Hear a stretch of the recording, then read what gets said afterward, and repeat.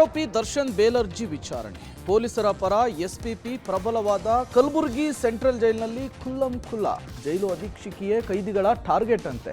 ಇಂದಿರಾನಗರದ ಮುಖ್ಯ ರಸ್ತೆಯಲ್ಲಿಯೇ ಸಿವೇಜ್ ನೀರು, ದೆಹಲಿಯ 40ಕ್ಕೂ ಹೆಚ್ಚು ಶಾಲೆಗಳಿಗೆ ಬಾಂಬ್ ಥ್ರೆಟ್. ಎಲ್ಲದರ ಸಂಕ್ಷಿಪ್ತ ವರದಿ ಕರ್ನಾಟಕ ಟಾಪ್ 20ಯಲ್ಲಿ. ರೇಣುಕಾಸ್ವಾಮಿ ಕೊಲೆ ಕೇಸ್ನಲ್ಲಿ ದರ್ಶನ್ ಸಲ್ಲಿಸಿರುವ ಜಾಮೀನು ಅರ್ಜಿ ವಿಚಾರಣೆ ಹೈಕೋರ್ಟ್ನಲ್ಲಿ ನಡೆಯಿತು. ಪೊಲೀಸರ ಪರ ವಾದ ಆರಂಭಿಸಿದ ಎಸ್ಪಿಪಿ ಪ್ರಸನ್ನಕುಮಾರ್, ಕಿಡ್ನಾಪ್ ದಿನ ತಂದೆ ತಾಯಿಗೆ ಹೇಳಿ ಬಂದಿದ್ದೆ ಅಂತಾರೆ. ಆದರೆ ದರ್ಶನ್ಗೆ ಸಾರಿ ಕೇಳಿಸ್ತೀನಿ ಅಂತ ಕರೆದುಕೊಂಡು ಬಂದಿದ್ದಾರೆ. ಬಳಿಕ ಹೊಡೆದು ಹಲ್ಲೆ ಮಾಡಿ ಹತ್ಯೆ ಮಾಡಿದ್ದಾರೆ. ಕೇವಲ ಕಿಡ್ನಾಪ್ ಮಾತ್ರವಲ್ಲ, ರಾಬರಿಯನ್ನ ಮಾಡಿದ್ದಾರೆ. ರೇಣುಕಾಸ್ವಾಮಿ ಮೈಮೇಲಿದ್ದ ಚಿನ್ನಾಭರಣವನ್ನ ಕಳುವು ಮಾಡಿದ್ದಾರೆ ಅಂತ ಆರೋಪಿಸಿದ್ರು. ಪ್ರತ್ಯಕ್ಷದರ್ಶಿ ಪುನೀತ್ ಹೇಳಿಕೆಯ ಪ್ರಕಾರ ದರ್ಶನ್ ರೇಣುಕಾಸ್ವಾಮಿಯ ಮೇಲೆ ಹಲ್ಲೆ ಮಾಡಿಸಿದ್ದಾರೆ. ಬಳಿಕ ಪ್ಯಾಂಟ್ ಬಿಚ್ಚಿಸಿ ಮರ್ಮಾಂಗಕ್ಕೆ ಹಿಂಸೆ ನೀಡಿದ್ದಾರೆ ಅಂತ ಹೇಳಿಕೆ ಕೊಟ್ಟಿದ್ದಾರೆ ಅಂತ ವಾದಿಸಿದ್ರು. ಇನ್ನು ಪಕ್ಕೆಲುಬುಗಳ ಮೇಲೆ 17 ಮಾರಣಾಂತಿಕ ಹಲ್ಲೆಯಾಗಿ ಮೂಳೆಗಳು ಮುರಿದಿವೆ. 39ಕ್ಕೂ ಹೆಚ್ಚು ಬಾಹ್ಯ ಹಲ್ಲೆಗಳಾಗಿವೆ. 1 ಸೆಂಟಿಮೀಟರ್ ಅಷ್ಟು ಮಾತ್ರ ಗಾಯ ಇತ್ತು ಅಂತ ಆರೋಪಿ ಪರ ವಕೀಲರು ಹೇಳಿದ್ದಾರೆ. ಪೋಸ್ಟ್ ಮಾರ್ಟಮ್ ರಿಪೋರ್ಟ್ ನೋಡಿದರೆ ಎಷ್ಟು ಮಾರಣಾಂತಿಕ ಹಲ್ಲೆ ನಡೆದಿದೆ ಅಂತ ಗೊತ್ತಾಗುತ್ತೆ ಅಂದ್ರು. ಪಟ್ಟಣಗೆರೆ ಶೆಡ್ನಲ್ಲಿನ ಮಣ್ಣಿನ ಪರೀಕ್ಷೆ ಮಾಡಲಾಗಿದೆ. 1 ರಿಂದ 9 ಆರೋಪಿಗಳ ಬಟ್ಟೆಯ ಮೇಲೆ ರಕ್ತದ ಮಾದರಿ ಪತ್ತೆಯಾಗಿದೆ ಅಂತ ಎಸ್ಪಿಪಿ ಪ್ರಬಲ ವಾದವನ್ನ ಮಂಡಿಸಿದ್ರು. ಕಲಬುರಗಿ ಸೆಂಟ್ರಲ್ ಜೈಲಲ್ಲಿ ಕೈದಿಗಳಿಗೆ ರಾಜಾತಿಥ್ಯ ವಿಚಾರ ಸಾಕಷ್ಟು ಸದ್ದು ಮಾಡ್ತಾ ಇದೆ. ಇದೇ ವೇಳೆ ಸೆಂಟ್ರಲ್ ಜೈಲ್ನ ಮತ್ತೊಂದು ವಿಡಿಯೋ ರಿಲೀಸ್ ಆಗಿದೆ. ಜೈಲ್ ಸೂಪರಿಂಟೆಂಡೆಂಟ್ ರನ್ನ ಟಾರ್ಗೆಟ್ ಮುಂದುವರೆಸಿದ ಒಂದೊಂದೇ ವಿಡಿಯೋ ರಿಲೀಸ್ ಆಗ್ತಾ ಇದ್ದು, ಜೈಲಲ್ಲಿ ಸೂಪರಿಂಟೆಂಡೆಂಟ್ ಪರೇಡ್ ಮಾಡುವಾಗಲೇ ಕೈದಿಗಳು ಮೊಬೈಲ್ ಬಳಕೆ ಮಾಡಿದ್ದಾರೆ. ಸಾಲಾಗಿ ನಿಲ್ಲಿಸಿ ಪರೇಡ್ ಮಾಡ್ತಾ ಇದ್ದ ವೇಳೆ ಹಿಂಬದಿ ಜೇಬಿಂದ ಮೊಬೈಲ್ ತೆಗೆದು ಬಳಕೆ ಮಾಡಿಟ್ಕೊಂಡಿದ್ದಾರೆ. ಅತ್ತ ಬೆಳಗಾವಿಯ ಹಿಂಡಲ್ಗ ಜೈಲಲ್ಲಿ ಕೈದಿಗಳು ಬಿಂದಾಸ್ ಲೈಫ್ ಲೀಡ್ ಮಾಡ್ತಿದ್ದಾರೆ. ಹಿಂಡಲ್ಗ ಜೈಲಲ್ಲಿ 2ರ ಬ್ಯಾರಕ್ನಲ್ಲಿ ಐಷಾರಾಮಿ ಜೀವನ ನಡೆಸ್ತಾ ಇದ್ದು, ಬ್ಯಾರಕ್ನಲ್ಲಿ ಬಿಂದಾಸ್ ಆಗಿ ಇಸ್ಪಿಟ್ ಆಡ್ತಿದ್ದಾರೆ. ದುಡ್ಡು ಕೊಟ್ರೆ ಫೋನು, 20,000 ಬೆಲೆಯ ಆಂಡ್ರಾಯ್ಡ್ ಮೊಬೈಲ್ ಸಿಗುತ್ತೆ.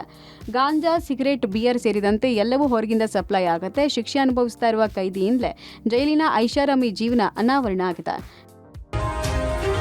ಇಂದಿರಾನಗರದ 12ನೇ ಮುಖ್ಯ ರಸ್ತೆಯಲ್ಲಿ ಸಿವೇಜ್ ನೀರು ಹರಿದು ಅವಾಂತರ ಸೃಷ್ಟಿಯಾಗಿದೆ. ರೆಸ್ಟೋರೆಂಟ್ಗಳಿಂದ ಈ ಸಮಸ್ಯೆ ಆಗಿದೆ. ನಿನ್ನೆಯಿಂದ ಬಿಬಿಎಂಪಿ ಈ ಸಮಸ್ಯೆ ಬಗೆಹರಿಸಿಲ್ಲ. ಮನೆ ಆವರಣಕ್ಕೂ ಕೊಳಕು ನೀರು ಆವರಿಸಿದೆ. ಬಿಬಿಎಂಪಿ ಆಯುಕ್ತರು, ಜಂಟಿ ಆಯುಕ್ತರು ಯಾರೂ ಕೂಡ ಸಮಸ್ಯೆ ಬಗೆಹರಿಸಿಲ್ಲ. ಇದೇನಾ ನಿಮ್ಮ ಬ್ರ್ಯಾಂಡ್ ಬೆಂಗಳೂರು ಅಂತ ಡಿಸಿಎಂ ಡಿಕೆ ಶಿವಕುಮಾರ್ಗೆ ಸಾರ್ವಜನಿಕರು ಪ್ರಶ್ನಿಸಿದ್ದಾರೆ. ತಕ್ಷಣ ಎಚ್ಚೆತ್ತ ಬಿಬಿಎಂಪಿ ಇಂದಿರಾನಗರದಲ್ಲಿ 2 ರೆಸ್ಟೋರೆಂಟ್ ಕೆಫೆಗಳಿಗೆ ಬೀಗ ಜಡಿದು ನೋಟಿಸ್ ಕೊಟ್ಟಿದೆ. ಹೋಟೆಲ್ಗಳ ಗಲೀಜು ನೀರು ಮನೆಗಳಿಗೆ ಹಾಗೂ ರಸ್ತೆಗಳಿಗೆ ಬಿಟ್ಟ ಆರೋಪ ಮಾಡಿ ಸ್ಥಳೀಯರು ಗಲಾಟೆ ಮಾಡಿದ್ರು. ಇದರಿಂದ ಎಚ್ಚೆತ್ತ ಬಿಬಿಎಂಪಿ ಹೋಟೆಲ್ಗಳಿಂದ ನಿರಂತರವಾಗಿ ಚರಂಡಿ ನೀರನ್ನ ರಸ್ತೆಗೆ ಬಿಟ್ಟ ಆರೋಪಕ್ಕೆ ಸಂಬಂಧಪಟ್ಟಂತೆ ಬೀಗ ಹಾಕಲಾಗಿದೆ. ಇನ್ನು ಕಾವೇರಿ ನೀರು ಕೂಡ ಕಲುಷಿತವಾಗಿದೆ ಅಂತ ಹೋಟೆಲ್ಗಳ ವಿರುದ್ಧ ಜನ ಆಕ್ರೋಶ ವ್ಯಕ್ತಪಡಿಸಿದ್ದಾರೆ. ಸದ್ಯ ಸ್ವಚ್ಛತೆ ಕಾಪಾಡದ ಹಿನ್ನೆಲೆಯಲ್ಲಿ ಬಿಬಿಎಂಪಿ ಆರೋಗ್ಯ ವಿಭಾಗದ ಅಧಿಕಾರಿಗಳು ಬೀಗ ಹಾಕಿದ್ದಾರೆ. ಜಲಮಂಡಳಿಯಿಂದ ಕೂಡ ನೋಟಿಸ್ ಕೊಡಲಾಗಿದೆ. ರಾಷ್ಟ್ರ ರಾಜಧಾನಿ ದೆಹಲಿಯ 40ಕ್ಕೂ ಹೆಚ್ಚು ಶಾಲೆಗಳಿಗೆ ಬಾಂಬ್ ಬೆದರಿಕೆ ಹಾಕಲಾಗಿದೆ. ಕಿಡಿಗೇಡಿಗಳು $30,000 ಅಮೆರಿಕನ್ ಹಣಕ್ಕೆ ಬೇಡಿಕೆ ಇಟ್ಟಿದ್ದಾರೆ. ಬೆಳಗ್ಗೆ ಆರಂಭದಲ್ಲಿ 2 ಖಾಸಗಿ ಶಾಲೆಗಳಿಗೆ ಬಾಂಬ್ ಬೆದರಿಕೆ ಬಂದಿತ್ತು. ಬಳಿಕ 40ಕ್ಕೂ ಹೆಚ್ಚು ಶಾಲೆಗಳಿಗೆ ಇಮೇಲ್ ಮೂಲಕ ಬೆದರಿಕೆ ಬಂದಿದೆ. ಮುನ್ನೆಚ್ಚರಿಕೆ ಕ್ರಮವಾಗಿ ಶಾಲೆಗಳಿಗೆ ರಜೆ ಕೊಟ್ಟು ವಿದ್ಯಾರ್ಥಿಗಳನ್ನು ಮನೆ ಕಳಿಸಲಾಗಿದೆ. ಇಮೇಲ್ನಲ್ಲಿ ಶಾಲೆಯ ಕಟ್ಟಡದ ಒಳಗೆ ಅನೇಕ ಬಾಂಬ್ಗಳನ್ನು ಇರಿಸಲಾಗಿದೆ. ಎಲ್ಲವನ್ನ ಮರೆಮಾಚಿ ಇಡಲಾಗಿದೆ. ಈ ಬಾಂಬ್ಗಳು ಕಟ್ಟಡಕ್ಕೆ ಹಾನಿ ಮಾಡುವುದಿಲ್ಲ, ಆದರೆ ಜನರನ್ನ ಗಾಯಗೊಳಿಸಲಿದೆ. $30,000 ಹಣ ನೀಡದೆ ಇದ್ರೆ ನೀವೆಲ್ಲರೂ ಕೈಕಾಲು ಕಳ್ಕೊಳ್ಬೇಕಾಗುತ್ತೆ ಅಂತ ಬೆದರಿಕೆ ಹಾಕಲಾಗಿದೆ. ಅಗ್ನಿಶಾಮಕ ದಳದ ಅಧಿಕಾರಿಗಳು, ಶ್ವಾನ ದಳ, ಬಾಂಬ್ ಪತ್ತೆ ದಳ ಶಾಲೆಗಳಿಗೆ ಆಗಮಿಸಿ ಪರಿಶೀಲನೆ ನಡೆಸಿದ್ದಾರೆ. ಸದ್ಯಕ್ಕೆ ಯಾವುದೇ ಅನುಮಾನಾಸ್ಪದ ವಸ್ತುಗಳು ಪತ್ತೆಯಾಗಿಲ್ಲ. ಹಳದಿ ಮಾರ್ಗದ ಮೆಟ್ರೋ ಸಂಚಾರವನ್ನು 2025ರ ಜನವರಿಗೆ ಆರಂಭಿಸುವುದಾಗಿ ಬಿಎಂಆರ್ಸಿಎಲ್ ಹೇಳಿಕೊಂಡಿದೆ.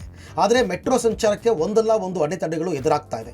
ಹಳದಿ ಮಾರ್ಗದಲ್ಲಿ ಜನವರಿ ಅಂತ್ಯಕ್ಕೆ ಸಂಚಾರ ಆರಂಭವಾಗಬೇಕು ಅಂದರೆ ಸಂಪೂರ್ಣ ರೈಲುಗಳ ಅವಶ್ಯಕತೆ ಇದೆ. ಪೂರ್ಣ ಪ್ರಮಾಣದ ರೈಲುಗಳು ಇನ್ನೂ ಬಂದಿಲ್ಲ. ಇದರಿಂದ ಹಳದಿ ಮಾರ್ಗದಲ್ಲಿ ಜನವರಿ ಅಂತ್ಯಕ್ಕೆ ಮೆಟ್ರೋ ಸಂಚಾರ ಆರಂಭವಾಗುತ್ತಾ ಎಂಬ ಅನುಮಾನ ಕಾಡಿದೆ. ಮಾರ್ಗದ ವಾಣಿಜ್ಯ ಸಂಚಾರಕ್ಕೆ ಬಿಎಂಆರ್ಸಿಎಲ್ಗೆ ಬೇಕಿರೋದು 8 ಸೆಟ್ನಷ್ಟು ರೈಲುಗಳು. ಸದ್ಯ ಇರೋದು 3 ಸೆಟ್ಗಳು ಮಾತ್ರ. ಹೀಗಿರುವಾಗ ಉಳಿದ 5 ಸೆಟ್ಗಳು ಇದೇ ತಿಂಗಳ ಒಳಗಾಗಿ ಬಂದರೂ ಅವನ್ನ ಟ್ರ್ಯಾಕ್ಗೆ ಇಳಿಸಿ ಪರೀಕ್ಷೆ ಮುಗಿಸಿ ಸಂಚಾರಕ್ಕೆ ಅಣಿ ಮಾಡೋದಕ್ಕೆ ಸಮಯಾವಕಾಶ ಬೇಕಾಗುತ್ತೆ. ಹೀಗಿರುವಾಗ ಜನವರಿ ಅಂತ್ಯಕ್ಕೆ ಹೇಗೆ ಸಾಧ್ಯ ಎಂಬ ಪ್ರಶ್ನೆ ಕಾಡಿದೆ. ಚೀನಾದಿಂದ ಡ್ರೈವರ್ಲೆಸ್ ಟ್ರೈನ್ ಬಿಡಿ ಭಾಗಗಳು ಬರ್ತಾ ಇವೆ. ಅಲ್ಲದೆ ಪಶ್ಚಿಮ ಬಂಗಾಳ ಸೇರಿದಂತೆ ಬೆಂಗಳೂರಿನಲ್ಲೂ ಇದರ ಭಾಗಗಳು ತಯಾರಾಗ್ತಾ ಇವೆ. 5 ಸೆಟ್ಗಳನ್ನು ವೇಗವಾಗಿ ಸಿದ್ಧಪಡಿಸಿದರೂ ಅದನ್ನು ಟ್ರ್ಯಾಕ್ಗೆ ಇಳಿಸಿ ಪರಿಶೀಲನೆ ಮಾಡೋದಕ್ಕೆ ಕೊಂಚ ಹೆಚ್ಚಿನ ಸಮಯಾವಕಾಶ ಬೇಕಾಗಲಿದೆ. ಸಿರಿಯಾದಲ್ಲಿ ಅಸ್ಸಾದ್ ಸರ್ಕಾರ ಯುಗಾಂತ್ಯ ಕಂಡು ಉಗ್ರರ ಕೈವಶವಾದ ಬೆನ್ನಲ್ಲೇ ಸಿರಿಯಾದ ಮೇಲೆ ಅಮೆರಿಕ ವೈಮಾನಿಕ ದಾಳಿ ನಡೆಸಿದೆ. ಮಧ್ಯ ಸಿರಿಯಾದಲ್ಲಿರುವ 75ಕ್ಕೂ ಹೆಚ್ಚು ನೆಲೆಗಳ ಮೇಲೆ ಬಾಂಬ್ ದಾಳಿ ನಡೆಸಿದೆ. ಸರ್ವಾಧಿಕಾರಿ ಅಸ್ಸಾದ್ ದೇಶ ತೊರೆದ ನಂತರ ಹಯಾತ್ ತಹ್ರೀರ್ ಅಲ್ ಶಾಮ್ ನೇತೃತ್ವದ ಉಗ್ರರು ಸಿರಿಯಾವನ್ನು ವಶಪಡಿಸಿಕೊಂಡಿದ್ದಾರೆ. ಈ ಸಂಘಟನೆ ವಶಪಡಿಸಿಕೊಂಡಿರುವಲ್ಲಿ ಐಸಿಸ್ ಉಗ್ರರು ಇನ್ನೂ ಇದ್ದಾರೆ. ಮುಂದಿನ ದಿನಗಳಲ್ಲಿ ಐಸಿಸ್ ಉಗ್ರರು ಚಿಗುರಿ ಮತ್ತೆ ಹೋರಾಟಕ್ಕೆ ಇಳಿಯಬಾರದು ಎಂಬ ಕಾರಣಕ್ಕೆ ಅಮೆರಿಕ ಏರ್ ಸ್ಟ್ರೈಕ್ ನಡೆಸಿದೆ. ದಾಳಿಯ ಬಗ್ಗೆ ಅಮೆರಿಕ ಅಧ್ಯಕ್ಷ ಜೋ ಬೈಡೆನ್ ಪ್ರತಿಕ್ರಿಯಿಸಿ, ಸಿರಿಯಾದಲ್ಲಿ ಸೃಷ್ಟಿಯಾಗಿರುವ ನಿರ್ವಾತದ ಲಾಭವನ್ನು ಪಡೆಯಲು ಐಸಿಸ್ ಪ್ರಯತ್ನಿಸುತ್ತಿದೆ. ಐಸಿಸ್ ಮೇಲೆ ಅಮೆರಿಕ ಕಣ್ಣಿಟ್ಟು ಅವರ ನೆಲೆಗಳ ಮೇಲೆ ದಾಳಿ ನಡೆಸಲಾಗಿದೆ ಅಂತ ತಿಳಿಸಿದರು. ಇನ್ನೊಂದು ಕಡೆ ಇಸ್ರೇಲ್ ಸಿರಿಯಾದ ಮೇಲೆ ವಾಯು ದಾಳಿ ನಡೆಸಿದೆ. ಸೇನೆಯ ಕೇಂದ್ರ ಕಚೇರಿ, ಗುಪ್ತಚರ ಸಂಸ್ಥೆ ಮತ್ತು ಕಸ್ಟಮ್ಸ್ನ ಕಚೇರಿಗಳನ್ನು ಒಳಗೊಂಡ ಕಟ್ಟಡದ ಮೇಲೆ ದಾಳಿ ನಡೆಸಿದೆ. ಈ ಮಧ್ಯೆ ಸಿರಿಯಾದಿಂದ ನಾಪತ್ತೆಯಾಗಿದ್ದ ಅಸ್ಸಾದ್ ವಿಮಾನ ರಷ್ಯಾದಲ್ಲಿ ಪತ್ತೆಯಾಗಿದೆ. ಅಸ್ಸಾದ್ಗೆ ಪುಟಿನ್ ಆಶ್ರಯ ನೀಡಿದ್ದಾರೆ. ಸಿಲಿಕಾನ್ ಸಿಟಿ ಬೆಂಗಳೂರಿನಲ್ಲಿ ತಡರಾತ್ರಿ ಡಬಲ್ ಮರ್ಡರ್ ಆಗಿದೆ. ಯಲಹಂಕ ನ್ಯೂಟೌನ್ನಲ್ಲಿ ನೇಪಾಳದ 2 ಸೆಕ್ಯೂರಿಟಿ ಗಾರ್ಡ್ಗಳ ಕೊಲೆಯಾಗಿದೆ. 33 ವರ್ಷದ ವಿಕ್ರಮ್ ಹಾಗೂ 21 ವರ್ಷದ ತೂರಿ ಮೃತ ದುರ್ದೈವಿಗಳು. ಪಾರ್ಟಿ ಮಾಡಿ ಗಲಾಟೆ ಮಾಡಿಕೊಂಡು ಕೊಲೆ ಮಾಡಿರುವ ಸಾಧ್ಯತೆ ವ್ಯಕ್ತವಾಗಿದೆ. ಪೊಲೀಸರು ತನಿಖೆಯನ್ನು ನಡೆಸ್ತಾ ಇದ್ದಾರೆ.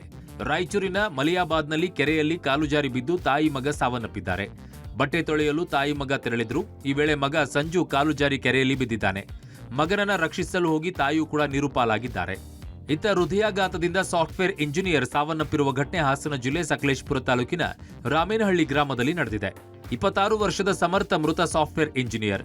ಕೆಲ ತಿಂಗಳುಗಳಿಂದ ಮನೆಯಲ್ಲಿಯೇ ಕೆಲಸ ಮಾಡುತ್ತಿದ್ದ ಸಮರ್ಥ ನಿನ್ನೆ ಬೆಳಗ್ಗೆಯವರೆಗೂ ಕೂಡ ಕೆಲಸ ಮಾಡಿ ಮಲಗಿದ್ರು.